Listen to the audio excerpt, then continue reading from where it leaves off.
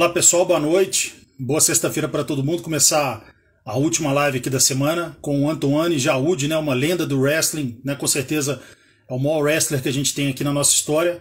Irei convidá-lo agora para a gente já dar início à live.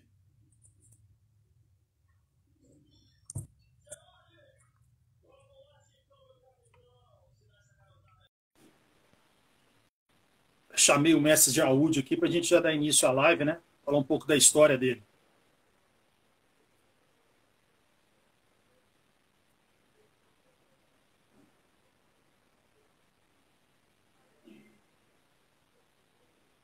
Boa noite, pessoal que está entrando. Né? Já fiz o convite aqui para o mestre, só esperar ele entrar para a gente já dar o pontapé inicial aqui na live.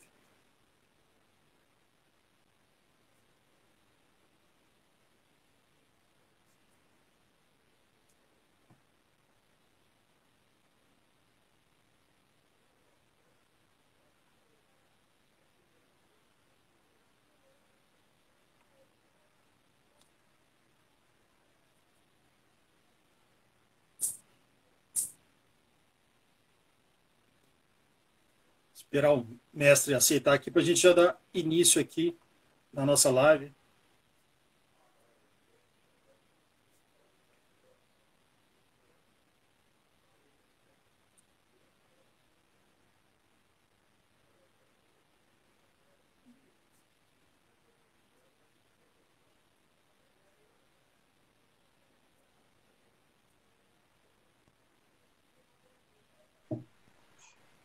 Boa noite, Floresto. Opa, tudo bom, mestre? Tranquilo? Desculpa aí o atraso, tá tendo alguns delay aí, mas deu tudo certo. Não, tranquilo. O importante é que a live está acontecendo aqui agora, isso que é o mais importante.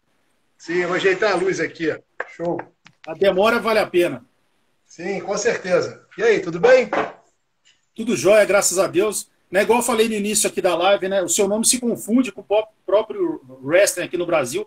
Com certeza, de fato, você é o maior nome que a gente tem, né, o grande wrestler da nossa história, e vai ser muito bom aí partilhar um pouco da sua história, que é uma história de vida também muito bonita, né, e além da sua parte competidor. Uma honra estar conversando com você, mestre. Muito obrigado, Floresto. A honra é minha. Desculpa o atraso, trânsito do Rio de Janeiro, estava vindo para cá, teve um acidente, acabou que me atrasei, mas não comigo, né? Na rua, mas graças a Deus consegui chegar para iniciarmos. Muito obrigado a todos os Não, participantes. tomara que o pessoal do acidente lá esteja bem, né, não tenha sido nada grave, mas Batida comum, né? E aí acaba que aqui no Recreio as ruas são pequenas, acaba que atrasa. Poxa, ficou bem chato. Sexta-feira ainda, né? Esse horário. não, com certeza. Mas tranquilo, a demora é natural mesmo. Bom que a gente está fazendo essa live. Mestre, fala um pouco para a gente da sua infância. Né? Eu sei que você nasceu no Rio de Janeiro, mas foi criado ali no Líbano, se eu não me engano. Né? Conta um pouco para a gente da sua história e também como que começou o seu envolvimento com as artes marciais. Se eu não me engano, antes de ir para o wrestling, você treinou outras modalidades que são, acho que, parte em pé. Fala um pouco para a gente sobre o seu início, sobre a sua infância, enfim, e o seu início nas artes marciais. Falo sim. Nasci no Rio de Janeiro, em 77, mas aí voltei para o Líbano. Meu pai precisou ir para o Rio de Janeiro, para o Líbano, Beirute, ver meu avô, que na época estava um pouco doente, ele preocupado, né, com alguma outra fatalidade, resolveu me apresentar. E aí cheguei no Líbano mais ou menos em junho, né, de 77. E aí minha mãe gostou muito de lá, resolveu passar uma temporada quando se iniciou a guerra, né? E o Líbano, culturalmente falando, né, é um país muito rico, culturalmente falando. Na Segunda Guerra Mundial ele foi protegido pela França, pela Inglaterra, né, naquela região. E aí acabou que adquiriu a cultura francesa, adquiriu a cultura inglesa. Então os colégios lá já se aprende desde a creche falar inglês, francês. E isso também, culturalmente falando, acabou levando muitos esportes ao colégios, né? Especialmente o Líbano já era tradicionalíssimo no levantamento de peso, o wrestling já era comum, mas havia outros esportes que existiam nos colégios, como o rugby, futebol americano um pouco, também era conhecido. Então, assim, culturalmente falando, nós éramos cercados por esportes, né? E, particularmente falando no wrestling, sempre era transmitido na televisão torneios regionais, especialmente Olimpíadas. E eu lembro que meu avô gostava muito de assistir. E eu via dois caras lá lutando, né? mas eu não entendia bem o que era. Me chamou a atenção que eu lembro que um quedava o outro num círculo, mas eu não sabia o que era. E eu lembro que eu chegava no colégio e via um círculo de basquete ali no chão, né, na quadra, e falava, caramba, esses caras se tacam nesse chão duro, então esse esporte deve ser muito bom, só pode ter casca grossa. E eu acho que eu quero praticar um dia, porque para o cara se tacar no chão e ficar ileso, então os caras são duros, então eu quero isso. E aí procurei meu pai não entendendo bem também assim, o wrestling, falou, não, faz taekwondo, que acho que é um caminho.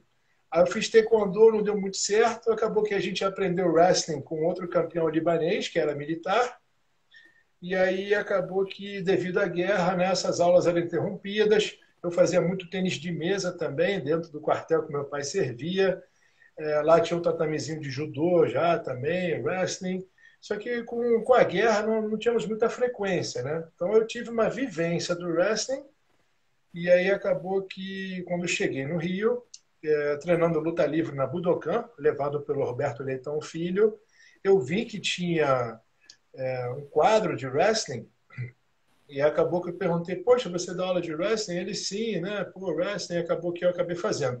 Na verdade, minto. Eu fui levado pelo professor índio de Muay Thai, que me treinava na academia do Eugênio Tadeu, lá na Urca, e aí me levou na Budokan viu o quadro, me indicaram o Beto. Aí o Beto falou, sim, lá no Leme eu dou aula, morava perto, acabou que eu comecei o wrestling aqui.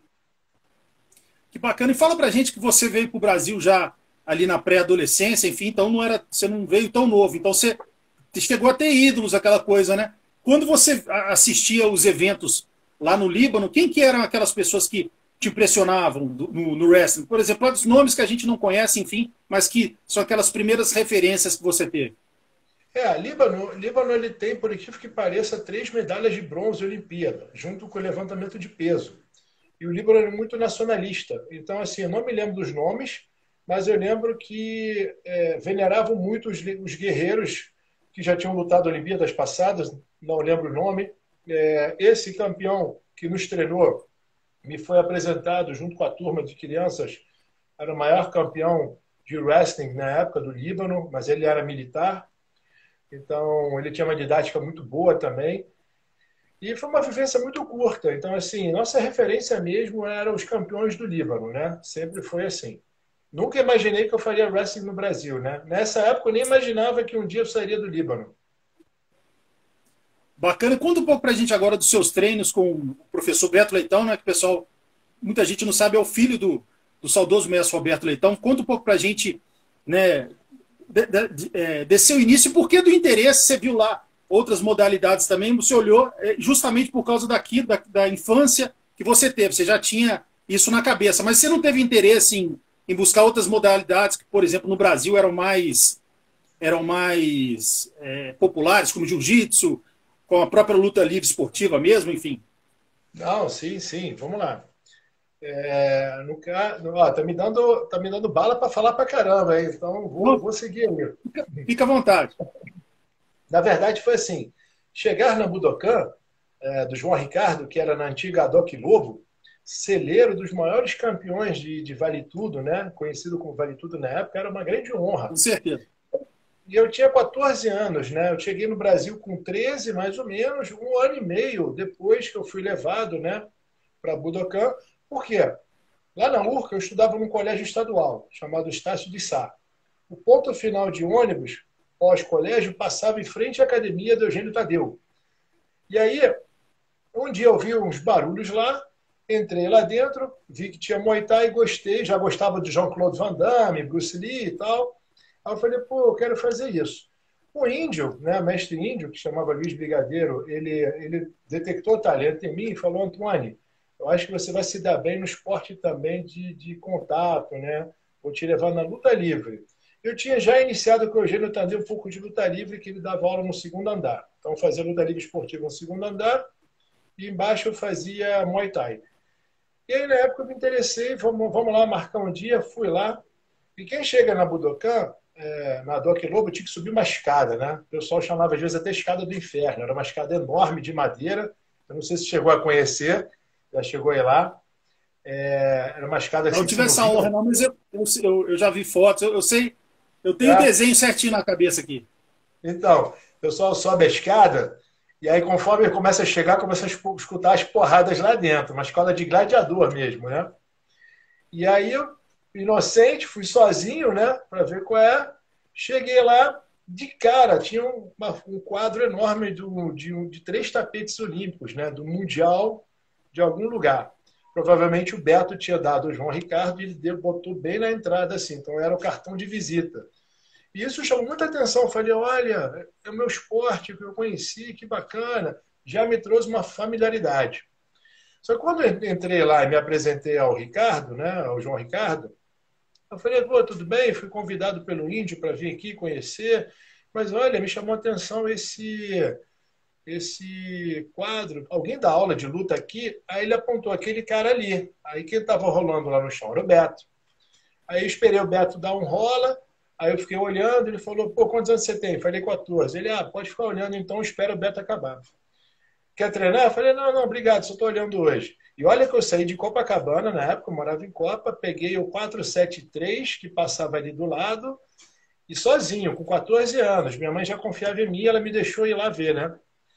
E aí fui só olhar mesmo, já era de noite. Aí o Beto chegou, falou, pô, e aí, garoto, tudo bem? Prazer. Eu falei, pô, gostei muito desse esporte. Ele, eu dou aula no Brasil, sou atleta olímpico. Ele, você tem interesse em fazer? Eu falei, tem, onde fica? Ele, ué, fica no Leme. Eu falei, caramba, eu moro do lado, eu morava na Praia do Júnior, né, ali mais ou menos. Ele, pô, então vai lá conhecer, papapá. Aí eu fui, conheci, deixei de ficar indo no João Ricardo, porque era mais próximo. Então, toda terça e quinta comecei a praticar com o Beto. E aí, na época, cheguei lá, era toda a nata da luta, né? Tinha o Rangel, tinha o Luizão, tinha uma galera das antigas, que eram marombeiros, faziam na Santa Luzia. Então, eu com 105 quilos, já com 14 anos, era o mais leve deles. Cheguei lá, os caras tinham 115, 120. Tava o Marco, o Hugo de vez em quando ia treinar também, já nessa época. E aí comecei a ganhar força, comecei a treinar, comecei a ver que eu tinha talento, e era no Copa Leme, né? Na academia do Marco Ruas. E aí comecei a ficar lá. Aí o Beto começou a me levar na Budokan. Foi quando eu comecei a fazer taparia. Aí o João Ricardo falou, você acabou indo com o Beto, né? Eu falei, sim, acabou que eu treinava com o De Pedro, com o Ebenezer, com o Danilo, com o Pinguim, com essa galera toda, Casé, essa galera toda já estava meio que lá e fomos criando amizade. E aí começou a fazer muito essa ponte, né, entre o Beto, né, a equipe do Beto Wrestling, que ia ajudar a Budokan na taparia. E aí, nessa época, foi esse elo, foi quando eu iniciei mesmo. E aí o Beto realmente começou a treinar a gente, começou a dar aula e tudo mais. Mestre, fazer uma pergunta, né? Até porque tem muita gente que confunde, apesar de serem.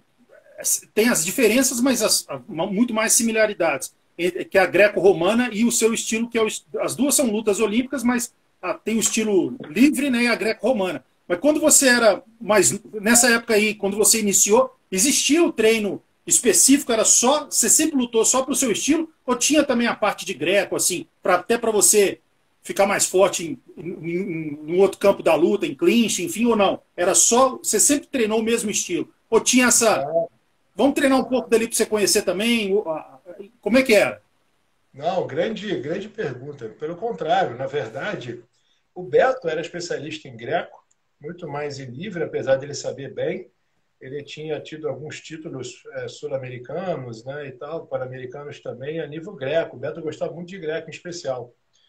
E o grande influenciador nosso, né, naquela época, direta mesmo, era o Alexander Karelin, né, que todo mundo conhece hoje, mas na época ele era o Karelin, era como se fosse, sei lá, o LeBron James hoje, né, o Kobe Bryant no basquete, era o cara mais falado.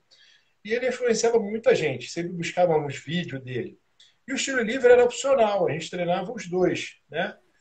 E pelo Rio de Janeiro ser o berço da luta livre, esportiva também, tem muita competição na época de luta em pé e tal, já estava começando o Vale Tudo, treinávamos o estilo livre.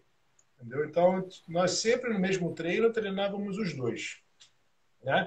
Então, assim, conforme os anos foram passando, por não ter verbas de competição, como já estaria eu num local de competição, então o Beto, né, na época, me inscrevia nas duas. Então, meu primeiro sul-americano que eu disputei no Equador, em Quito. Eu tinha 17 anos e eu não consegui juntar as fotos. Botei uma foto muito bacana, que foi capa de um jornal lá na época. Eu fiz semifinal de livre e fiquei em quarto na Greco. Então, assim, eu já fui disputando os dois. Era Greco e livre. Porque já estou lá, uma antecedia a outra, né? Geralmente era Greco antes, descansava um dia, pesava, lutava estilo livre depois. Então, já que estava lá, disputávamos as duas. E acabou que eu peguei muita experiência, tanto em Greco como em livre, né? Sendo que hoje eu tenho 14 medalhas pan-americanas em Greco e livre. Porque eu ia disputar um torneio, chegava lá, final na estilo livre, bronze na Greco. Ou era bronze na livre, prata na Greco. Então, em cada ida que eu ia, eu voltava com 2 medalhas. Isso acabou botando o Brasil sempre muito bom no nível internacional, porque o Brasil ia com 1 e voltava com 2 medalhas, seja bronze, seja Greco.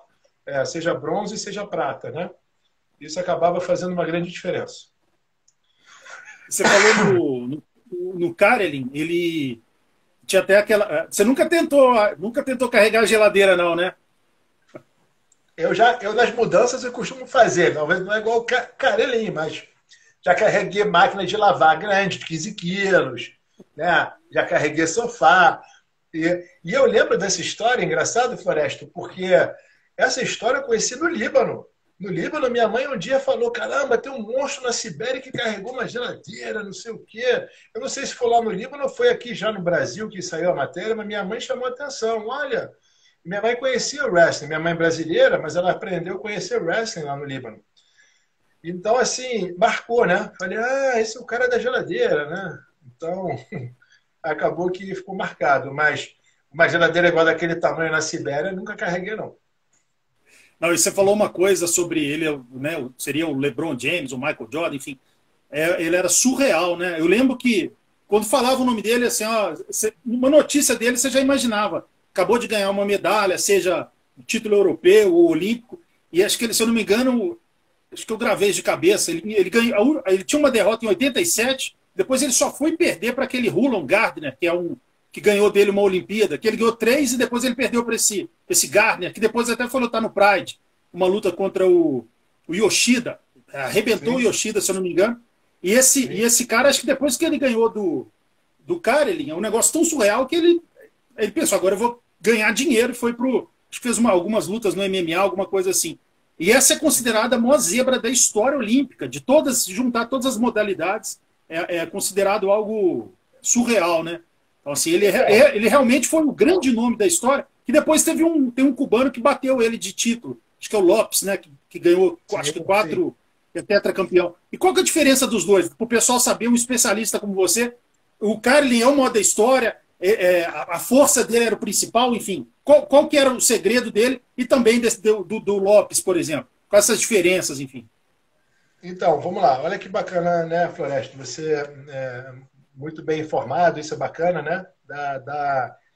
Dá conteúdo para a nossa entrevista. Obrigado. Vamos lá. Então, assim, muita gente fala que o Roland Garner é zebra, né? Mas eu conheci o Roland Garner quando ele era o Roland Garner chegando na seleção. Então, em cada Pan-Americano que eu ia, o Roland Garner era já a estrela da seleção de greco-romana, tá? E como é que é a estrela? Por que eu falo estrela? Porque é estrela mesmo. Como é que a equipe olímpica americana faz? Quando ela detecta um jovem talento deles lá, que eles já botam na seleção, é impressionante, Floresto. Eles dão um aparato quase de astro de rock. O garoto tem tudo. Ele tem um treinamento separado, ele tem 3, 4 sparrings, ele tem massagista, ele tem...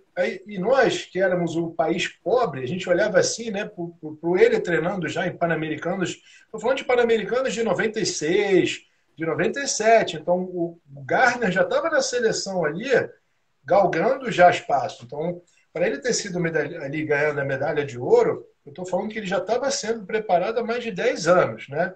Porque a gente ia nas competições e já víamos o Roland Garner tendo uma atenção especial da equipe técnica americana. Porque o americano faz muito isso, ele é muito profissional, sempre foi. Então eles pegam os atletas e separam. Ó, você vai treinar com esses sparrings, ninguém toca em você, você vai treinar com esse treinador. Tem um head coach. Então, eu já conhecia Roland Garner de vista, já estávamos vendo ele em competições pan-americanas. Não vou dizer para piorar, mas assim, quando não víamos mais o Ron Gardner em Pan-Americano, porque já sabíamos que ele tinha subido de nível. Nos Estados Unidos tem muito isso. Nem sempre a equipe olímpica A vai em Pan-Americanos, né? O único que eu acho muito bacana é o Snyder, que é o vice-campeão olímpico, campeão mundial, a 97 quilos. Ele faz questão de estar porque ele usa como preparação. O Burroughs também hoje vai. A equipe olímpica estilo livre vai mais hoje. Mas você vê que antigamente a equipe americana já não participava muito de PAN. Ele usa um PAN como um degrau para o cara pegar a experiência, porque tem cubano, tem canadense que são fortes. Eles vão lá se testar com eles e depois ele é jogado para a equipe A. Então ele só disputa circuito europeu, mundial. Então o Roland Gardner já estava nesse bolo. Então vamos lá.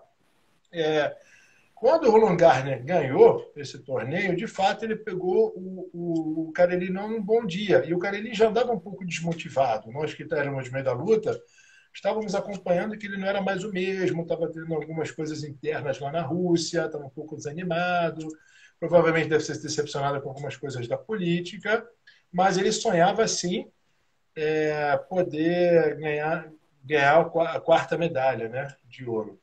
Agora, muita gente não sabe que o maior adversário do Karelin era o Matt Gaffrey. Não sei se já ouviu falar. Já ouviu falar no Matt Gaffrey?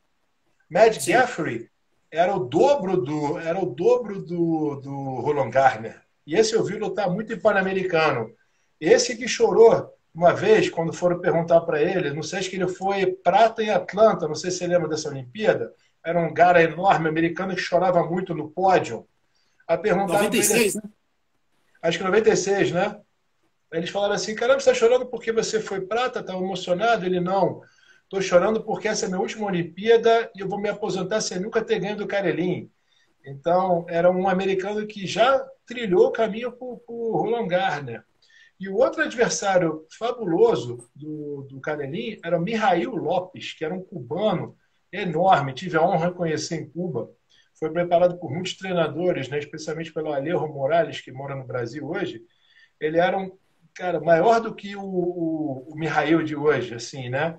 E ele que preparou o Mijaíl. E ele era um cara que também sempre fazia final com o Karelin e perdia. Então, assim, o Karelin já estava acostumado a enfrentar caras que chegavam para ganhá-lo, né? E ele realmente não esperava que o Roland Gardner seria o cara a vencê-lo nessa Olimpíada.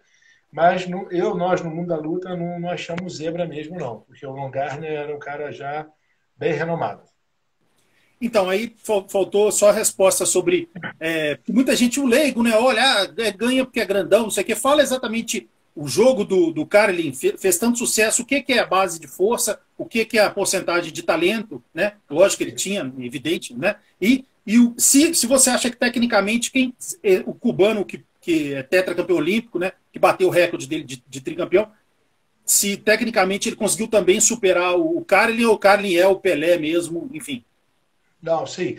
O cara, ele é o Pelé, sempre será o Pelé do wrestling, porque ele vem de uma época onde o wrestling ele era muito, assim, não era tão dinâmico quando é hoje, era muito mais força. De fato, ele lutava contra muitos países na época, tecnicamente falando, fortes também, e ele sempre foi muito superior. O método de treinamento dele era método soviético, né? Dizem algumas revistas que eu li na época que o Drago, do Rock Balboa, aquele russo, Drago, você lembra? Ele meio que foi inspirado ele foi inspirado um pouco no Karelin. O Karelin era aquilo para a Rússia, para a União Soviética, né? Ele era como se fosse o Drago. Só que conforme foram avançando, né, e a regra da luta olímpica começou a se tornar mais dinâmica, realmente, de fato, vamos dizer assim, a sobrepujança física começou a prevalecer mais, né? Reduzindo um pouquinho mais a técnica. E aí, realmente, o Mijaíl, que é um fenômeno, começou a se destacar também e começou a ganhar conforme as regras do jogo, né? Mas se fôssemos medir hoje Karelin e Mijaíl, eu acho que o Mijaíl ganharia. Porque o Mijaíl, ele, além de ser muito técnico, ele é muito forte, né? Tive a oportunidade de vê-lo treinar em Cuba, porque eu treinava com a seleção olímpica lá, estilo livre. E Alexis Rodrigues, que era o peso pesado da equipe olímpica cubana, nossa, de estilo livre, treinava com o Mijaíl. Os dois eram monstros de 2 metros, 130 quilos, 140 que baixavam para lutar. Então, de fato, o Mihail hoje seria bem mais avançado tecnicamente que o Karelin. Eu respondi? Não sei. Que bacana. E esse filme, acho que é o Rock 4, né? Que acho que é o Dolph Lundgren que faz o Drago, né? É bacana saber essa... E é muito bacana, porque a gente fazia wrestling e tínhamos muita revista, éramos aficionados por revistas, né, de wrestling. Tinha uma revista da FILA, né, Federação Internacional de Lutas Associadas, que o Beto sempre recebia e passava para a gente. E essas revistas eram muito interessantes. Então tinha já nessas revistas dizendo que o Dragon era um exemplo, né, meio que o Rock pegou essa ideia do Karelin. O Karelin era uma pessoa ímpar na época, ele gostava de poesia, ele remava, corria na neve, ele recitava poesias num grupo de poesias lá na União Soviética. Então ele era um cara muito diferenciado que não só mostrava que a luta era de brutamonte, mas que também era de pessoas cultas, né? Então isso foi muito bacana. E tem todo sentido isso que você está falando, se você pensar, né, o exemplo do que é o soviético e tal. Depois o Fedor, que já é da época da Rússia, vamos colocar assim, né? Ele não é um soviético, mas já da época da independência russa, enfim.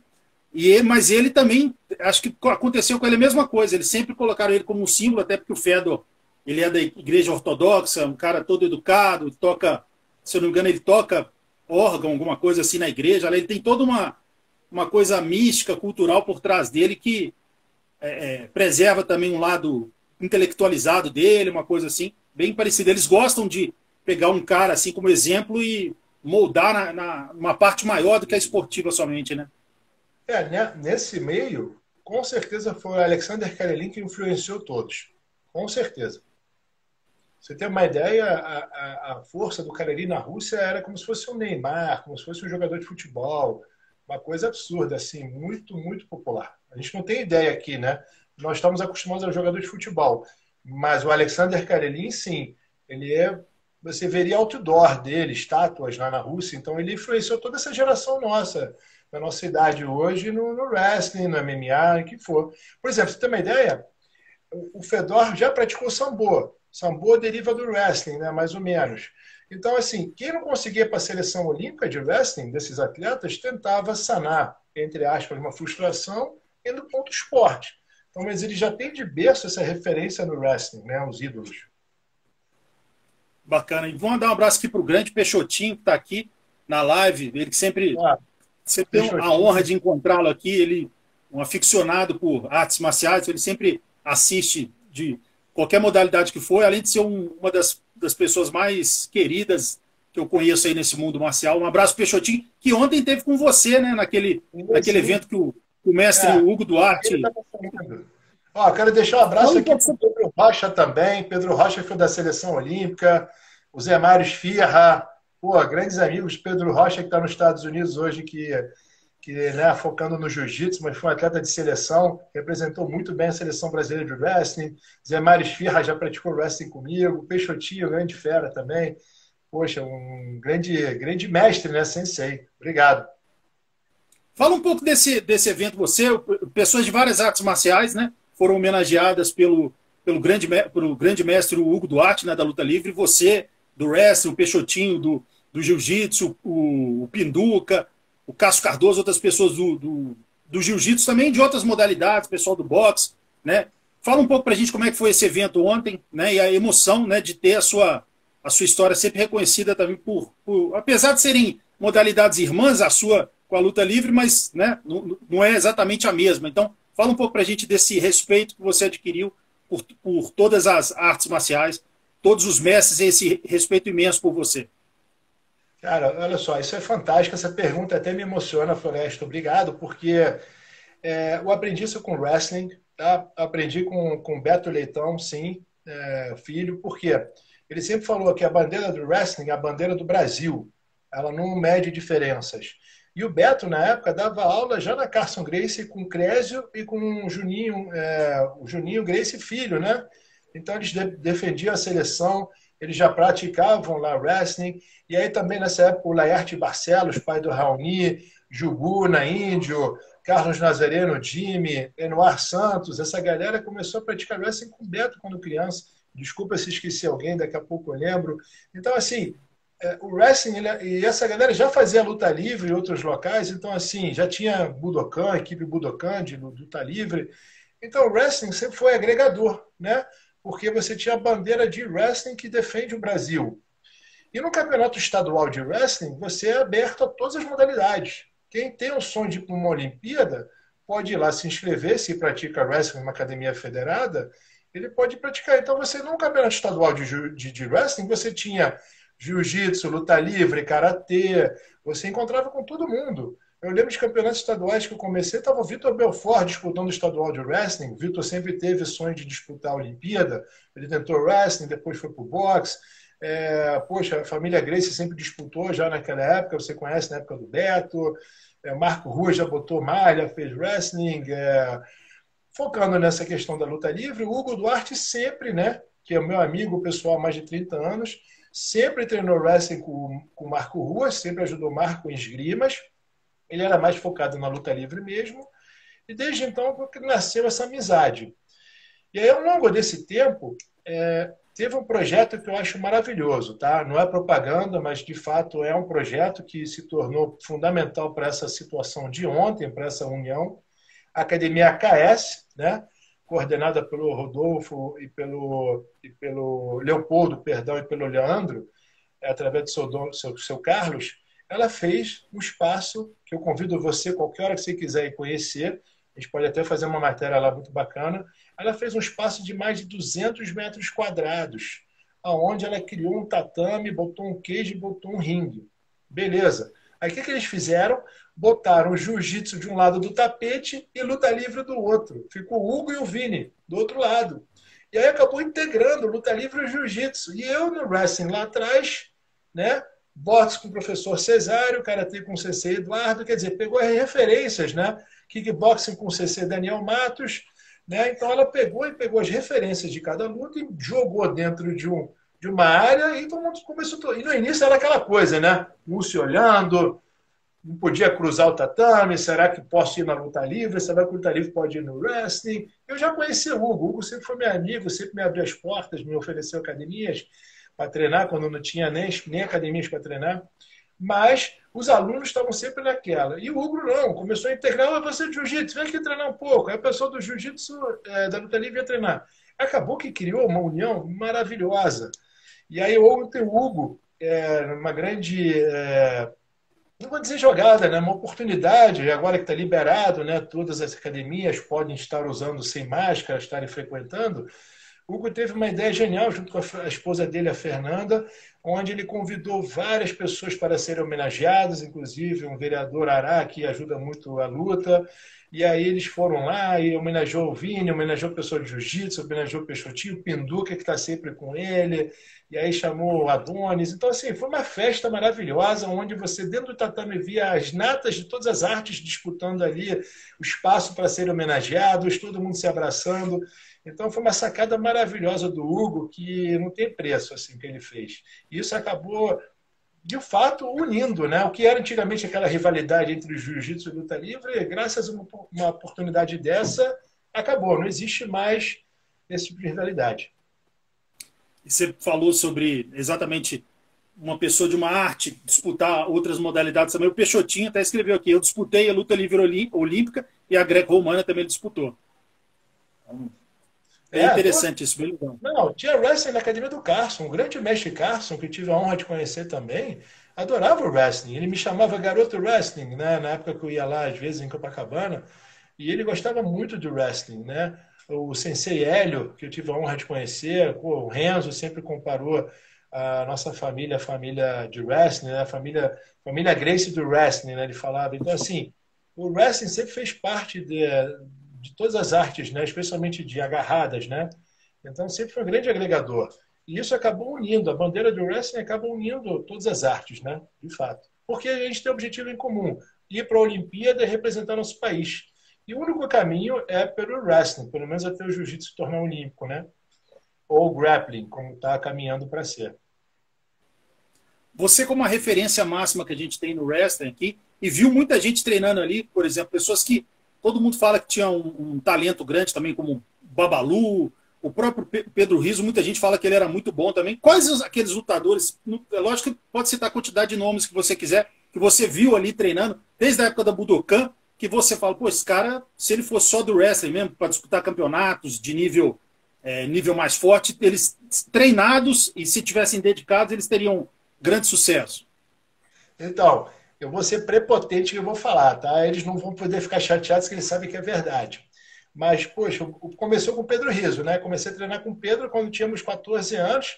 O Pedro tinha 17. Ele já ia disputar o primeiro IVC dele contra um americano, que era de wrestling. Então, ajudei o Pedro a treinar, fizemos muita esgrima e tudo mais. E aí, foi o primeiro talento do wrestling, né? Vamos dizer assim. Mas ele sempre teve o foco como um Muay Thai.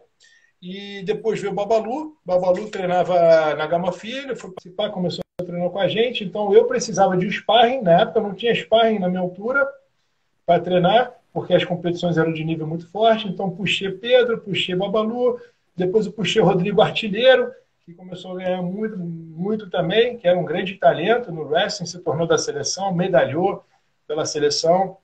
Depois tem o Hugo Cunha, depois que está no Tatá hoje, é um garoto muito bom também, que começou a competir no cadete, né? O garoto tinha 140 quilos, baixou de peso, hoje está profissional.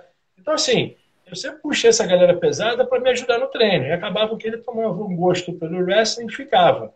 Mas o Babalu foi o que mais realmente se apaixonou pela arte e resolveu buscar o sonho olímpico, disputou Pan-Americanos, Sul-Americanos, ele disputava ali com a agenda de MMA, que ele gostava muito do wrestling. O Pedro tinha muito talento para disputar wrestling, mas de fato ele já tinha um contrato com o UFC, não podia naquela época ser profissional e amador, mas o Pedro era um cara que poderia ter disputado tranquilamente pelo Brasil Wrestling. A nossa equipe era uma das melhores, né? Mas aí vieram seleções normais, né? Depois tem o Bolonha, tem uma galera peso pesado que se destacou. Desculpa se eu esqueci alguém. Tem meu irmão Adrian, né? Mas o meu irmão Adrian ele era já do wrestling, né? O Adrian Jaúde já era wrestling puro. Então, ficou mais fácil, né? Assim, mas o pessoal do MMA mesmo que eu falei foram esses. O Rodrigo era do judô, por exemplo, migrou para o wrestling, se tornou destaque. O Babu era do Vale Tudo, ficou no wrestling. Então a galera acabava gostando. E você, como um profundo conhecedor do wrestling, né, se a gente colocar, se eu estiver enganado, você pode me corrigir, mas pelo menos na minha visão, quando eu penso em wrestling, eu penso na Rússia, né, ali, ou leste europeu, enfim, mas principalmente a Rússia, lógico, e os Estados Unidos. Né, e acho até que a Rússia está um patamar acima. Mas eu queria a sua visão sobre isso, e qual que, se para você a Rússia e os Estados Unidos são os grandes expoentes mesmo, e qual que seria a diferença para a gente que não é especialista, né, você pudesse falar igual, por exemplo, jiu-jitsu. Tem uma academia que é mais de guarda, a outra é de passador, enfim, qual que é a grande diferença, se a gente for esquecer o jiu-jitsu, falar de wrestling mesmo, qual que seria a grande diferença da escola russa de wrestling e da escola americana? Simples, vamos lá. Estou te ouvindo um pouco longe, não sei se é algum problema aqui, mas eu captei a mensagem. Vamos lá. O leste europeu, especialmente a Rússia, sempre foi um país que já tem muita mais tradição, especialmente na greco-romana. Tá? Eles chamam como estilo clássico, né? Quando eu fui no leste europeu que eu descobri, que é o estilo mais da Grécia Antiga, né? E o estilo livre, ele nasceu, apesar de ter relatos, né, em gravuras em tumbas faraônicas, né, de pegadas de perna, mas o estilo livre mesmo se tornou popular na França na era napoleônica, então bem depois. Então a Rússia adquiriu esse estilo greco muito mais tempo, né? E eles desenvolveram muito o ataque no solo, que é aquele ataque de rolê, né, de girar os caras, né, com a barriga no chão. Então a Rússia era imbatível, ou aqueles países do leste europeu que eram muito unidos, né, treinavam juntos, a gente chama de cortina de ferro, eles desenvolveram muitos estilos, né, muitas técnicas. Já os Estados Unidos, por ter aquele estilo deles, né, Foxcatcher, né, que é o estilo mais Foxstyle, desculpa, onde eles podem pegar a perna, mas não podem fechar a pegada, acabaram se tornando, vamos dizer assim, melhores em estilo livre. Tá? A greco, eles de fato não têm muita tradição. Mas a Rússia, como é a Rússia, ela também desenvolveu muito forte esse estilo e acabou que ela se tornou uma grande potência nos dois. Né? O feminino que está vindo bem agora também, mas a Rússia tem mais tradição no greco e no estilo livre. Se você for ver as comparações, esse quadro deve ter mudado um pouco, mas a diferença de medalha de ouro entre os dois, tanto em greco como em livre, era disparada na greco, né? Na greco eles têm, sei lá, 55 medalhas de ouro, nos Estados Unidos em greco eles devem ter 20, 20 e pouco. Já na estilo livre, a Rússia tem 55 de ouro, os Estados Unidos tem 52, 53. Então, assim, você vê que é mais equilibrado no estilo livre. Então, hoje em dia, assim, está muito equilibrado, um pouco mais, tá? Porque a regra mudou. Então, isso acabou meio que trazendo o equilíbrio de uma forma geral. Mestre, para o pessoal que não te conhece, né? Tá me ouvindo melhor agora? Tá mais alto um pouco? Não, é porque entrou uma chamada, e aí, mas tudo bem, vamos embora. Acabou que eu perdi o som aqui, mas vamos seguir, estou te ouvindo. Ah, não, quando acontece, quando tem uma chamada, acontece isso mesmo. Você quer sair, eu É. te chamo de novo? Se for, resolve. Resolve na Não, hora. se Você não quer for ver? atrapalhar, se não for atrapalhar a transmissão, Não, não. Porque senão você teria que colocar um fone de eu ouvido acho para que eu ficar tenho que alto. recusar quando for assim. É. Então sai que eu vou trazer até o carregador aqui, porque está descarregando, me dá um minutinho. Não, mas aí você que tem que sair, mestre. Que aí Ah, tá bom. eu te chamo de novo. Só um segundo, peraí. Você manda um recado aí para eu te chamar na hora. Pessoal, aproveitar pegar uma aguinha ali, que ninguém é de ferro. Espero que vocês estejam gostando da live. Daqui a pouco a gente volta aqui para reiniciar.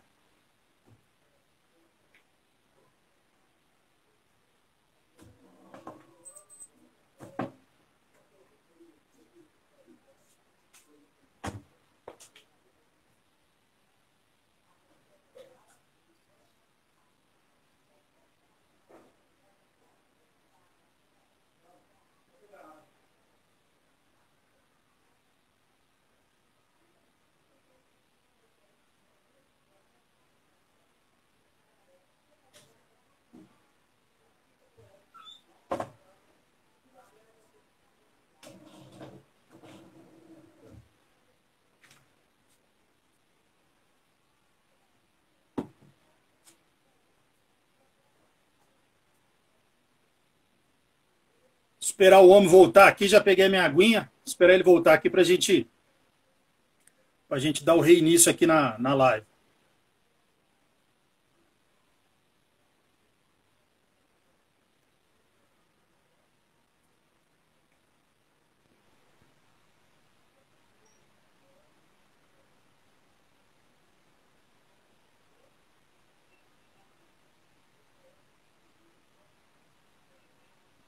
Esperar o mestre Jaúde entrar aqui para a gente reiniciar. Se alguém tiver alguma pergunta aí, pode fazer também, que a gente encaixa aqui.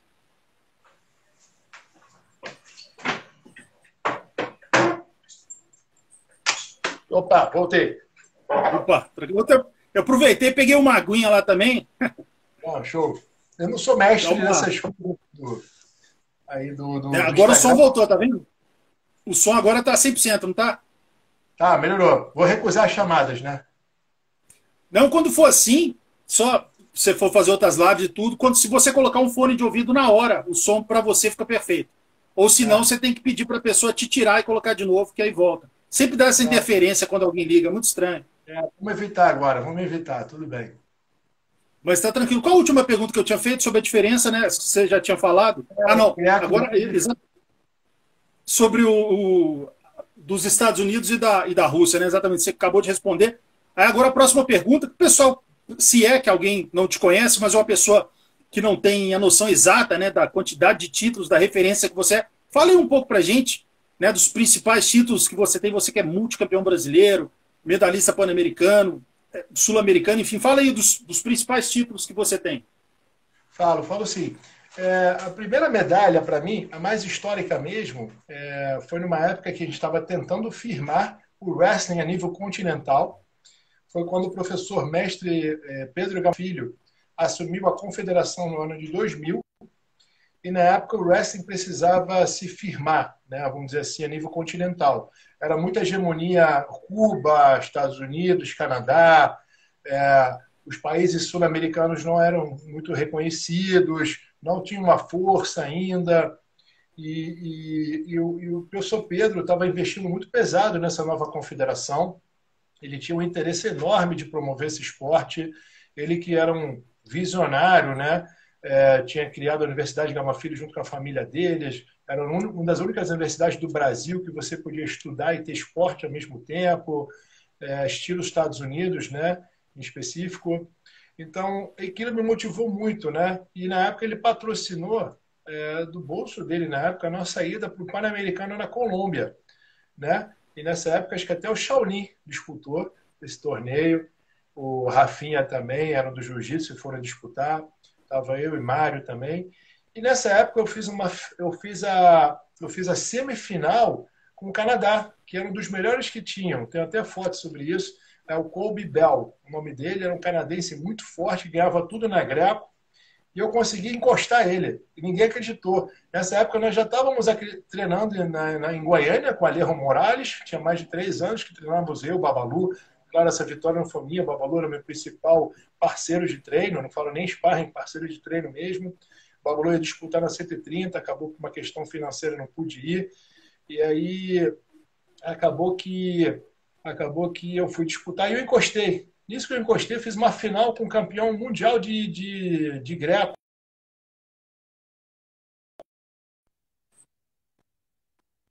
Pan-Americana de wrestling, né? Foi em 2000. E aí isso causou um alvoroço no mundo do wrestling, especialmente a nível continental, né? No sul-americano. Caramba, um brasileiro chegou na final. Então, para mim, essa foi uma das primeiras medalhas pan-americano. Aí, desde então, comecei a ganhar tudo. Comecei a ser sempre prata ou bronze. Então, eu acho que eu fui umas 8 vezes prata em estilo livre, umas 7 ou 5 em bronze em greco-romana. Mas uma das principais foram prata em Santo Domingo, Jogos Pan-Americanos, que era um torneio muito forte. O Brasil chegou fraco no wrestling. Tínhamos ido na Bulgária, fiz uma final com o Daniel Cormier.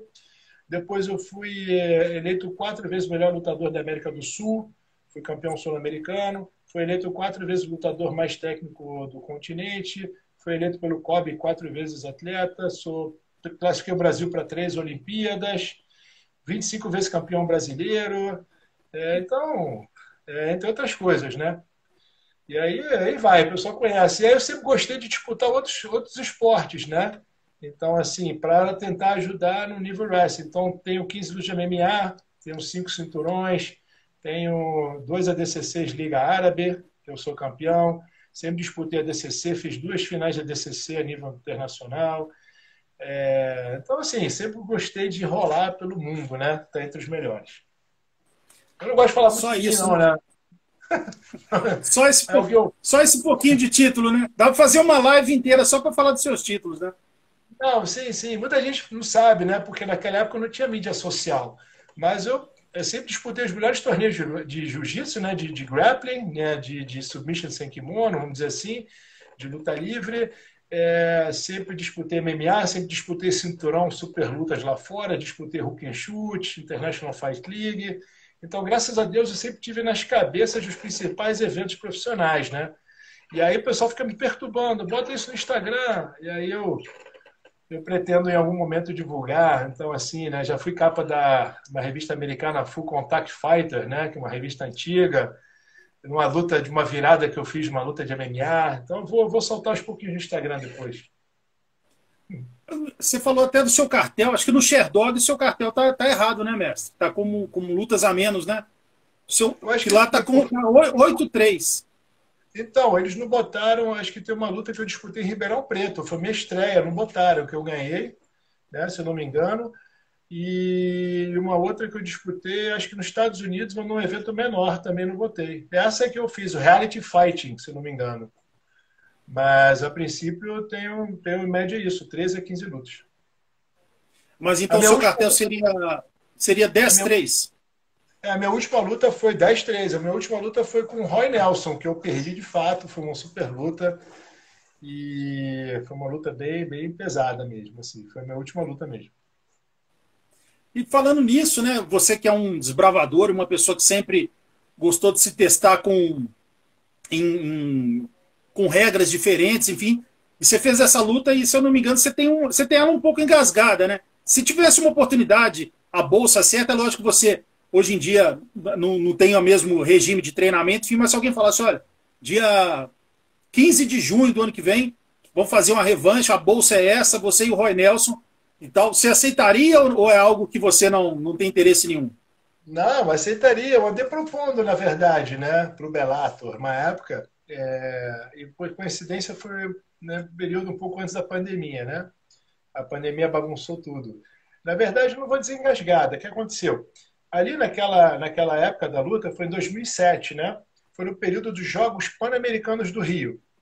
E esse período foi um período bem pesado, porque em 2007, nos Jogos Pan do Rio, além de ter que disputar o treinamento para os Jogos Pan, porque tinha um calendário do Comitê Olímpico Brasileiro para cumprir, tínhamos que viajar para fora para treinar, eu já tinha um contrato com a International Fight League, então eu tinha que fazer 5 lutas. Fiz 5 lutas de MMA em um ano. Então, mais calendário olímpico dos Jogos Pan. E só que tinha o pior, tinha o pré-olímpico para 2008, que era Pequim. Então, a gente tinha que não só treinar para os Jogos Pan, eu estava treinando para disputar o IFL e ainda tinha que treinar para o pré-olímpico de 2008, que era o Mundial Pré-Olímpico, e classificaria o Brasil para a Olimpíada. Então, assim, eu tive muitas lesões e eu rompi o bíceps, né, nos Jogos Pan do Rio, muita gente viu, né, passou na TV, e eu fiquei muito preocupado em não poder disputar o Seletiva Olímpica. E aí eu lutei com o Roy Nelson, assim, muito recentemente pós-cirurgia, né? Então, assim, já estava recuperado, mas os médicos não recomendariam voltar a lutar. Estaria apto para voltar a começar a treinar. E eu, cabeça dura que eu sou, falei, não, faço questão de lutar. Só que acabou que eu tive muito overtraining, né? Tive estafa, né? E aí acabou que lutei assim mesmo. Mesmo assim foi uma boa luta, mas acabou que eu senti, né, o bíceps e tudo mais e fui nocauteado. Mas eu poderia, sim, estar mais apto a disputar uma revanche com ele. Se acontecer, seria ótimo. E no wrestling, né, para o pessoal que não sabe, você chegou a fazer, acho que 2 lutas com o grande Daniel Cormier, né? Fala um pouco para a gente sobre esses duelos Claro. e com outras pessoas também que passaram a lutar MMA, que você teve a chance de lutar. E fala um pouco para a gente como é que foram essas lutas.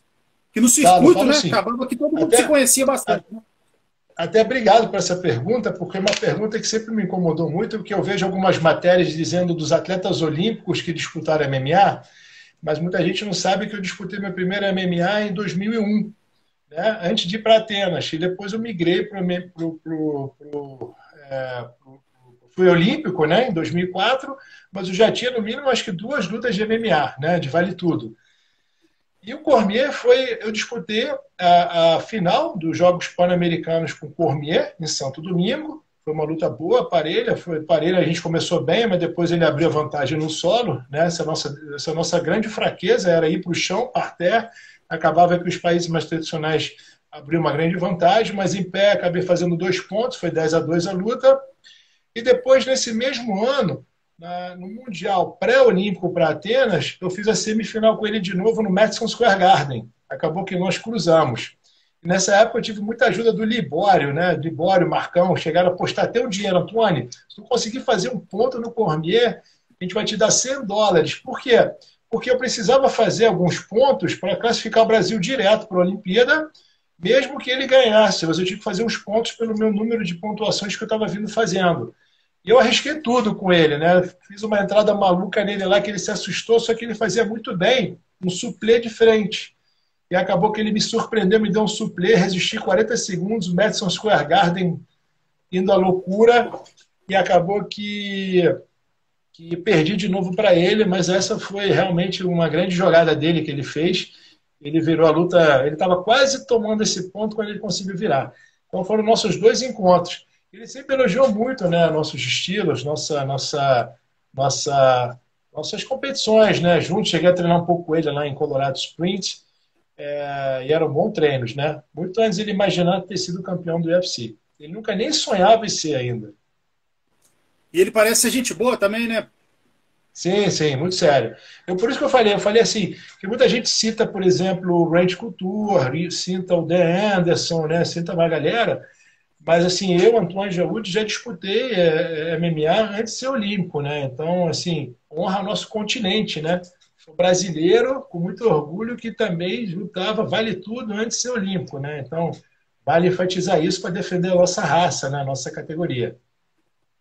Com certeza. E o Cormier, se eu não me engano, acho que não sei se foi a Olimpíada de 2008, ele chegou, acho, como grande nome da equipe americana e acho que é alguma coisa de, acho que ele, corte de peso, alguma coisa que atrapalhou ele, que ele não conseguiu ser o campeão. E acho que essa é a maior frustração que ele tem na vida dele. O pessoal acha que ele não conseguiu bater o John Jones e tal, ficou aquela... que o John Jones foi a pedra no sapato dele, foi, mas eu acho que a grande frustração dele foi na própria luta olímpica mesmo, que essa medalha, ele acho que ele contava bastante. Sim, sim. O Daniel Cormier tinha uma grande dificuldade já nessa época de perder peso. A nossa categoria, ela era muito 97 quilos, né? E na época não tinha um regulamento mais duro quanto a essa questão de pesagem. Então a nossa galera pesava 110, 112, para baixar para 97, né? Perdíamos muito peso. Graças a Deus, baseado nesses históricos negativos, vamos dizer assim, de perda grande de peso, a Federação Internacional hoje mudou essa regra. Você tem que pesar no dia, a galera pesa às 7 da manhã para lutar às 9. Então a galera não pode chegar muito acima. As federações hoje já regulam mais. Então, se o atleta está muito acima, ele vai ser cortado. E aí, geneticamente, a galera começou a se enquadrar mais, cada um no seu tamanho de categoria, para facilitar. Então, isso melhorou muito o sistema. Mas, antigamente, Floresta, o pessoal ficava horas na sauna, tinha gente que desmaiava, o rendimento caía muito. Eu sou um desses que perdia 9 quilos num dia para lutar. Nossa, era muito ruim. Graças a Deus o sistema ficou bem mais forte hoje, né? Então, traz mais saúde ao esporte, né? E o Cormier foi um dos mais prejudicados nisso. Mandar um abraço aí para quem acabou de chegar na live aí, o grande campeão, Glover Teixeira, essa lenda, né? Grande Marcão. Marcão é aluno meu aqui, que é amigo também, irmão, que treina com a gente aqui no Rio, se mudou para São Paulo. Obrigado, Marcão. Grande mestre. Foi da Chutebox, o Marcão, já lutou MMA, me ajudou muito nos treinamentos, especialmente para esse último PAN, que eu fui bronze no Pan-Americano, recentemente na Argentina, em Buenos Aires, em 2019.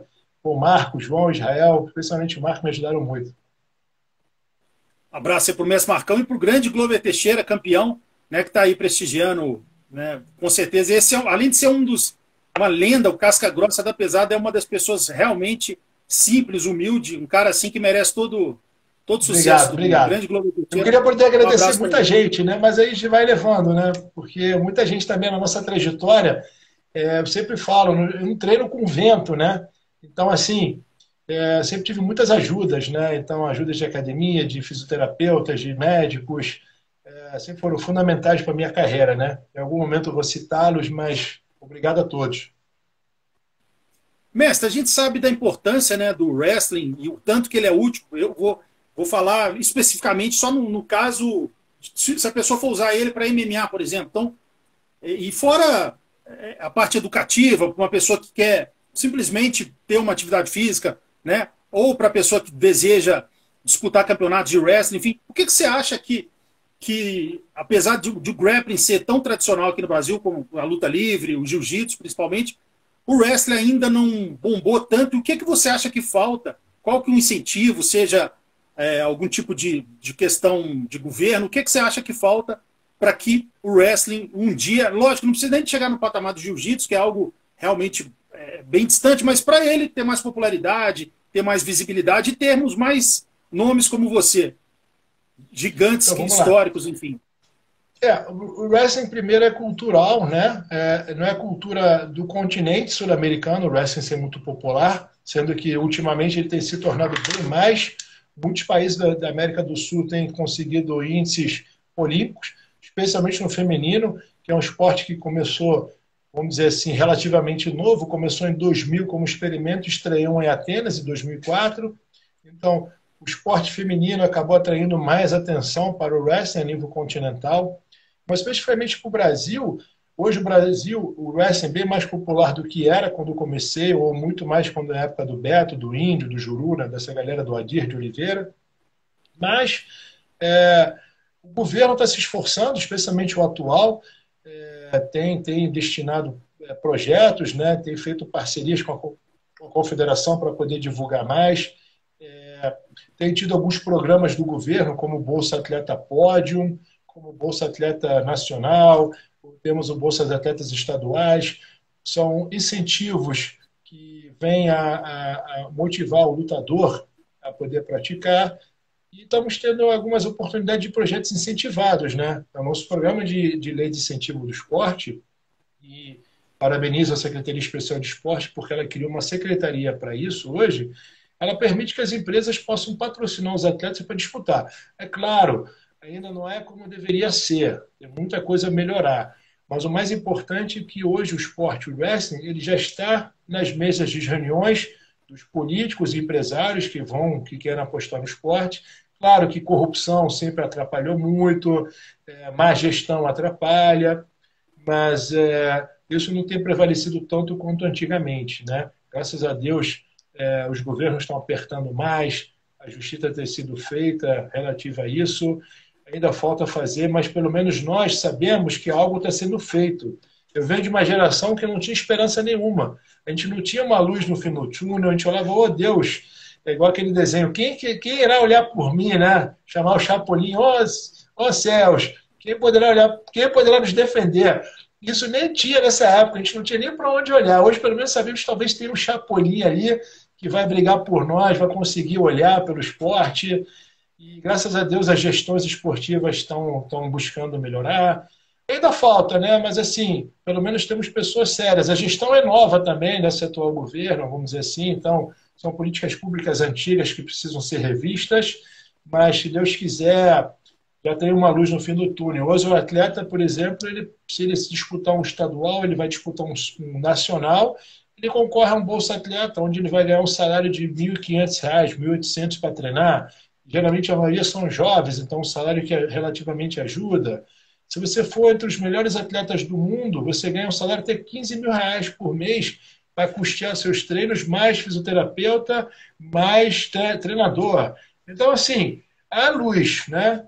Falta só um pouco mais de empresas, vamos dizer assim, apostar na lei de incentivo, e essa lei de incentivo deduz o seu imposto, onde os atletas podem sim usar isso para, vamos dizer assim, programar seus treinamentos no exterior. E aí o que de fato pega para a gente, que o circuito mundial é na Europa, e é muito caro. E aí realmente isso acaba realmente atrapalhando um pouco a nossa preparação. Temos que gastar dinheiro, passar um tempo na Europa, e acaba que a gente não consegue nem sempre contar com isso de uma forma metódica, né? Ela se torna esporádica. E isso acaba atrapalhando um pouquinho mais. Mas te garanto que está bem melhor do que era antes. Mestre, a gente já está indo para as perguntas finais, mas não vai acabar agora, vamos fazer mais umas 3, 4 perguntas. E falando nisso, né, a gente tocou nesse assunto algumas vezes sobre o quão você gosta de treinar outras modalidades também, tanto a sua história, a parte principalmente do grappling, tudo, mas você treinou parte em pé também. Mas falando na parte de chão, se eu não me engano, você é faixa preta do mestre Malibu, né? Fala um pouco para a gente sobre isso e se você tem uma rotina de treino de jiu-jitsu ou não. É só de vez em quando? Como é que é a sua relação com o jiu-jitsu? De vez em quando você dá um treininho, como é que é? Então, Malibu é um grande mestre e amigo. Conheço o Malibu há muito tempo atrás.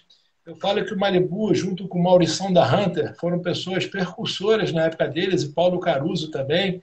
Eram pessoas que sempre acreditaram no wrestling para o jiu-jitsu. Tá? Sempre falei isso. Então, Malibu, Paulo Caruso, Maurição da Hunter já me contratavam, estou falando de 21 anos atrás, hein, para treinar.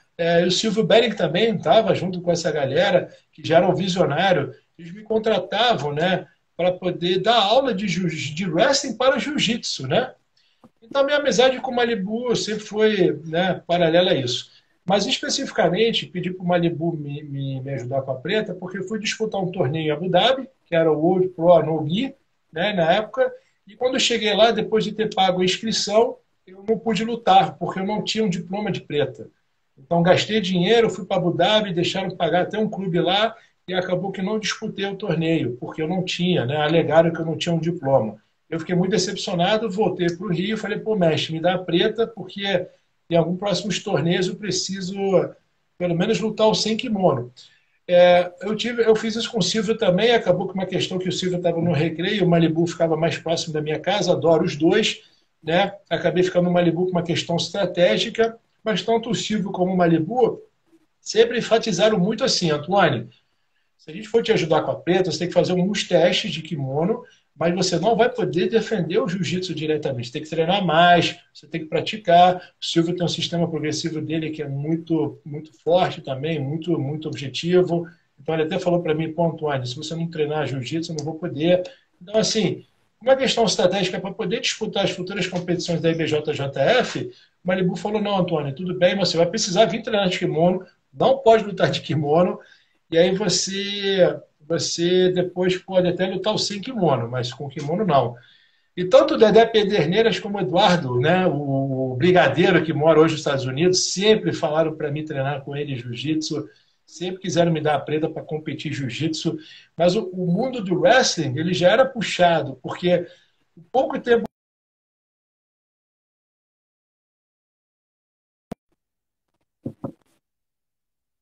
muito, muito difícil seguir assim o jiu-jitsu. Mas eu sempre admirei muito a arte, né? Eu falo que é uma arte que eu quero praticar até ficar velho.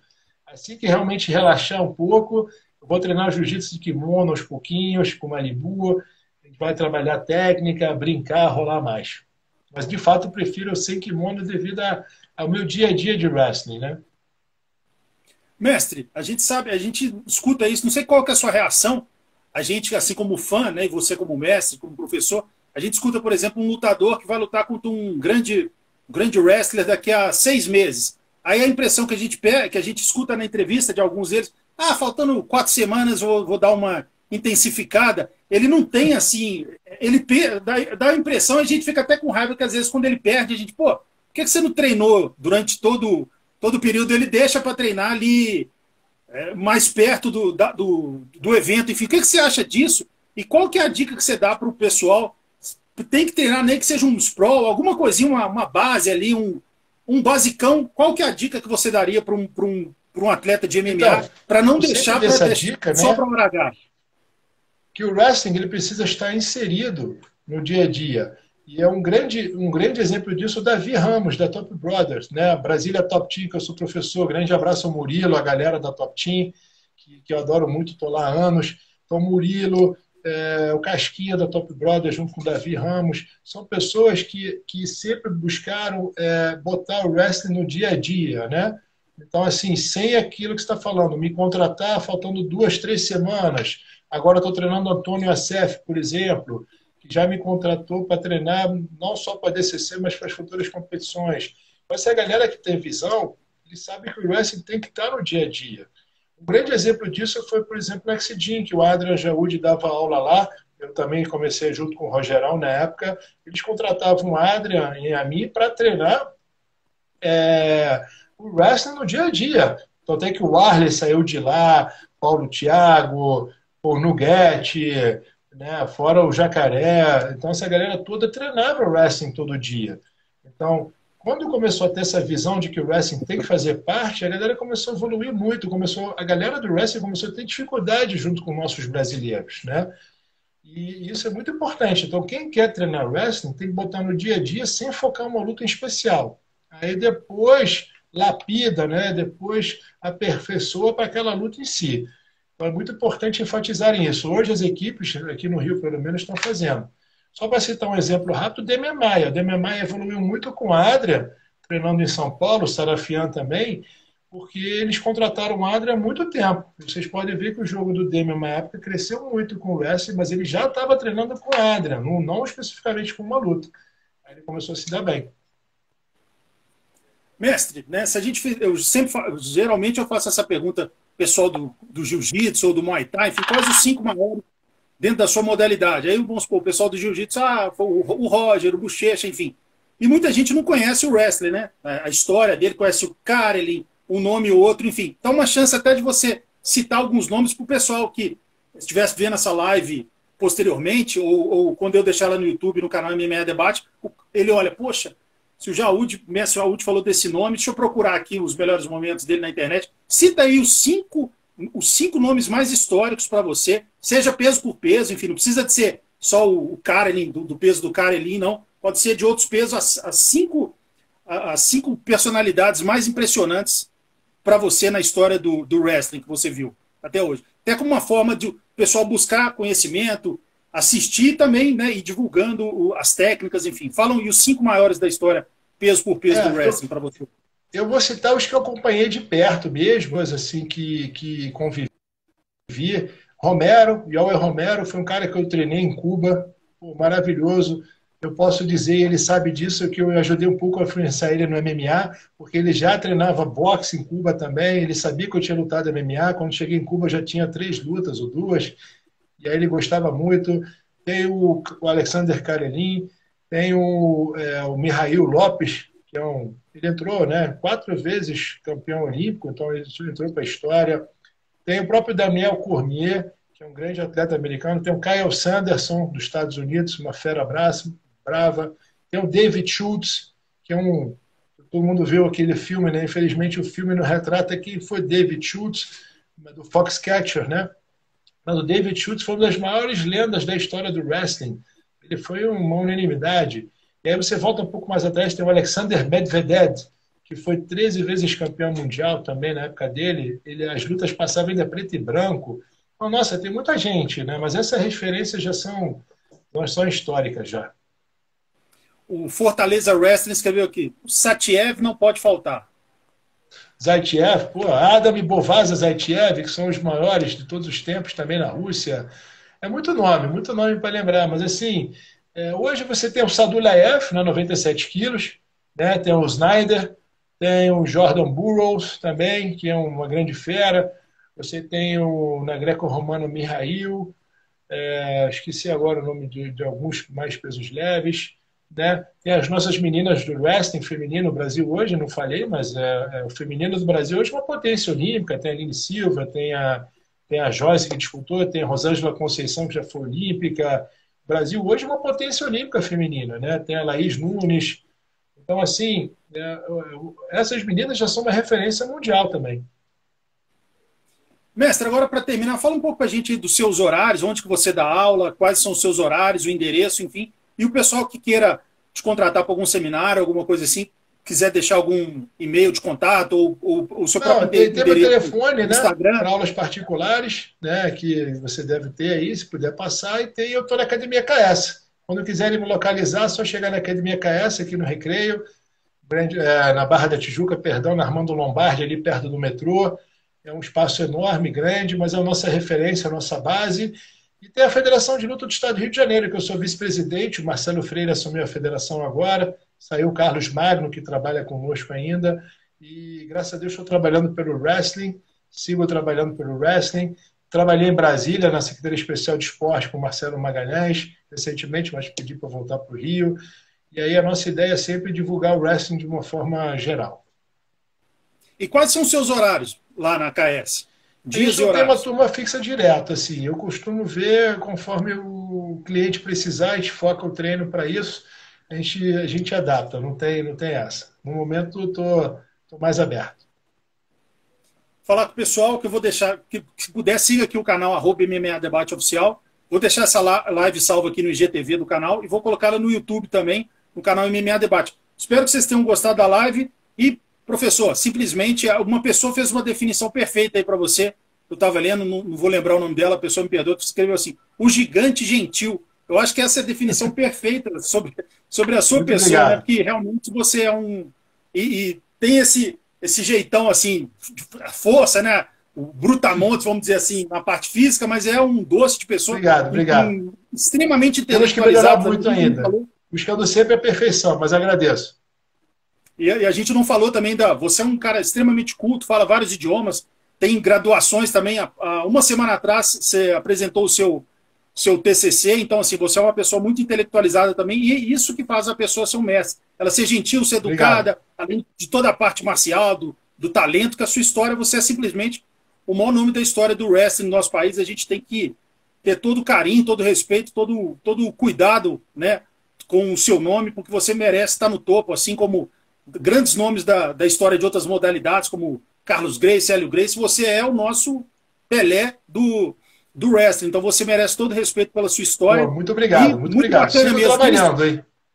Não parei de lutar, não. Sigo trabalhando. Onde puder defender o Brasil, estarei sempre. Obrigado, Floresta, pela oportunidade. Sorte aí ao MMA Debate, que faça muito sucesso mais e mais. Conte comigo sempre. Messi, desde o início que eu fiquei chocado mesmo com a sua educação. Você é um cara bem calmo, bem tranquilo.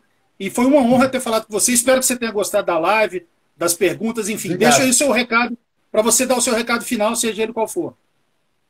Não, eu queria agradecer a todos que participaram. Desculpa se não citei ninguém. Floresto, muito obrigado. Parabéns pelo seu programa.